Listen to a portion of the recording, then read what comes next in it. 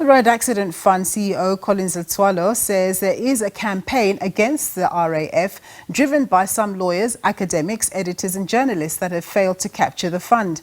Briefing the media in Pretoria earlier, Letsoalo says there are people who are against the reform of the RAF system and they are allegedly waging a propaganda campaign since they failed to get their way with the fund. SABC News Senior reporter Glorious Sefako-Musi has more. Greetings to our viewers. We are coming to you from the head office of the Road Accident Fund in Pretoria, where the fund has been briefing the media about some of the issues that have been in the media.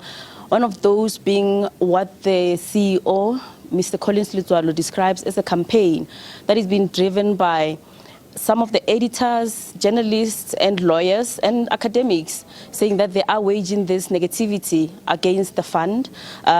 He says that this is at the root cause of this, seemingly the reforms of the RAF that the fund has been implementing, and also he's talked about the fraudulent claims that some of the unscrupulous legal practitioners have been putting through to RAF to fund those with the limited funds that they have.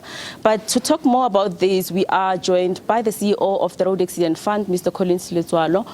Thank you so much, sir, for joining us. Describe for us what you mean by this propaganda that's been driven by the individuals you mentioned against the fund.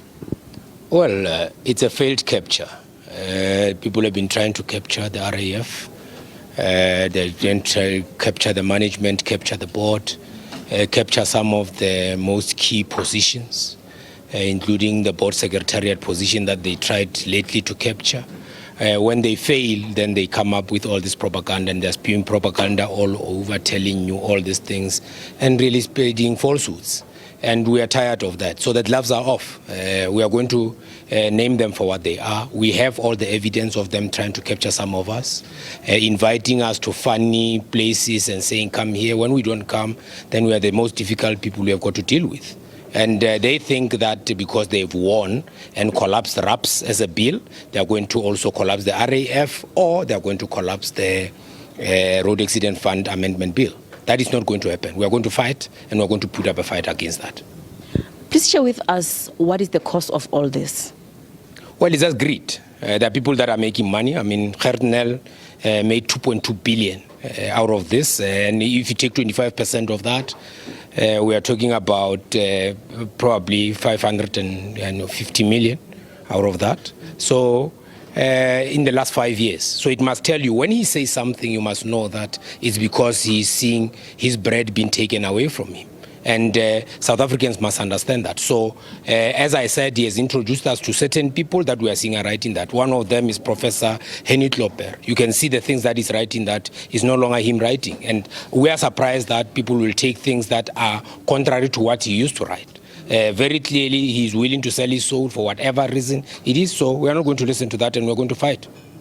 Please summarize for us the reforms that the RAF has been trying to implement in terms of claims by road accident victims.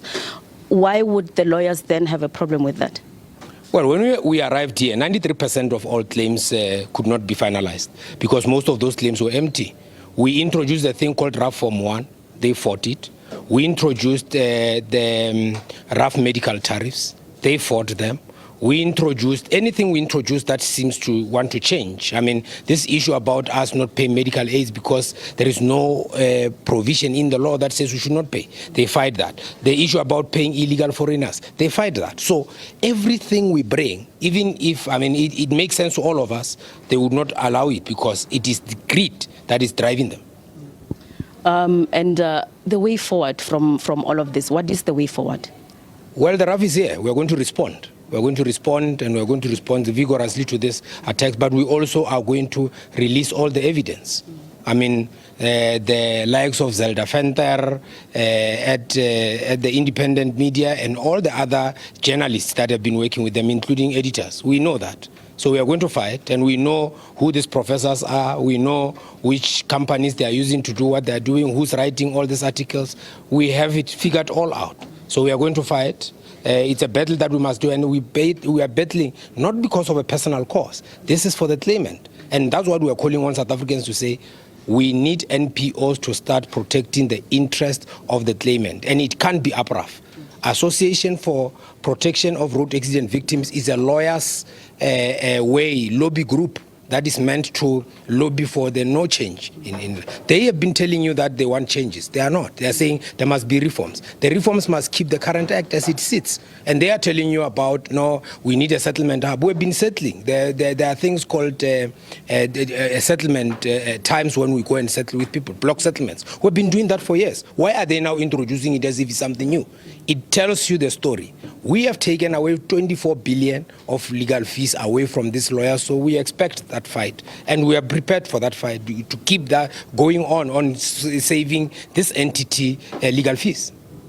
Another issue that is before the courts that the RAF is involved in is the issue with the Auditor General's office about accounting practices. Where are you in that matter at the moment? Well, we're in court. That's all we can say. We're in court on that matter.